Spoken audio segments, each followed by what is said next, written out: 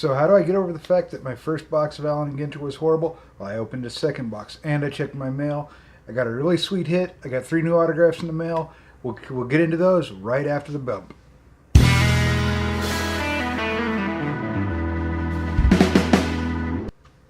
First of all, in the mail, we got 3 guys who wound up having 2 of which had okay playing careers, 1 of which won a World Series, but then afterwards they all became coaches and did pretty well in their own right, including one managing a World Series with the Twins.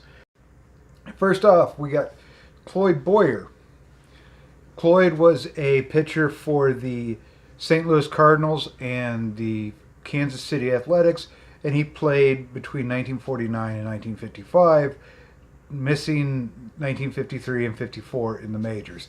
He was in the minors at the time. However, after his time in the majors, he became a coach, and he coached all the way up into the 80s when he was Bobby Cox's pitching coach with the Braves. He's got a very nice signature for an older gentleman. He was born in 1929, so he's in his 80s. But so he's got a very sharp signature. He signed the custom card that I made for him in blue ink. If you notice the card, it is based on a 1958 Heinz root beer card, and I made it for the year that he pitched with the Athletics because I can't make a St. Louis custom card because, you know, just can't do it. The second gentleman that we got was first baseman and outfielder Tom Kelley. Tom played 1 season in the majors with the Twins. In 1978, he played in their farm system for years between that, and then he worked his way back up as a coach and a manager in their farm system until he finally wound up the coach of the team in 1987, where he won the World Series.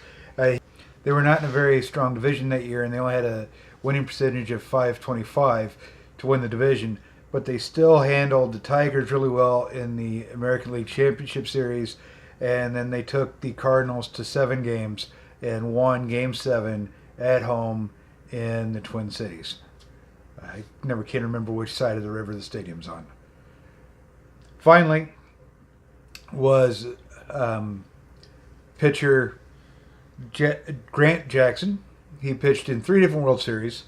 The card I got him on is 1982 Donruss when he was with the Expos of all people, which is my favorite non-existing team of the modern era, as opposed to my favorite non-existing team anymore of all time, that being the old Louisville Colonels. That is a completely different video, though, because I will go on a wild tangent about how Pittsburgh stole our team. But Jackson did, however, win a world. He won Game 7 of the World Series for the Pittsburgh Pirates, so there is that. He also played in the World Series with 71 Orioles and the 76 Yankees, and won obviously with the 79 Pirates. After he was done playing, Jackson wound up a coach with the Pittsburgh Pirates from 1983 to 1985 on their staff.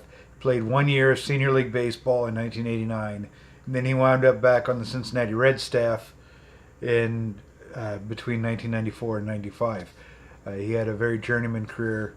He's got a wonderful signature on this card. Great response from a gentleman who won a World Series. So there are those. And I did say, what could make my day better after hitting possibly the worst 3 hits I've ever seen out of a box? Opening my second box and finding a rip card. Okay, I have never pulled anything that is a 3-3 of a great player like Verlander in my life. So that was a wonderful card to pull. I felt a lot better about buying the product after pulling that card. But anyway, thanks for checking out the video. That's this week. That's today's mail review. I'll try to get the next one up in a couple of days. Check out my webpage, davemitchner.com. The link's in the description box. You can also find links to my Twitter, my Instagram, my website, my online museum of autographed baseball cards. You can also find the link to my book. It's not baseball related. I'm working on one of those right now as well.